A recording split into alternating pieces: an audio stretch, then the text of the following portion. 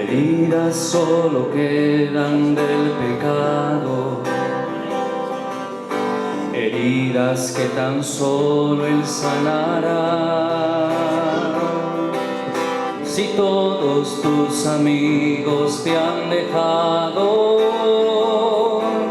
no olvides que Él siempre contigo está. Ven, te está esperando.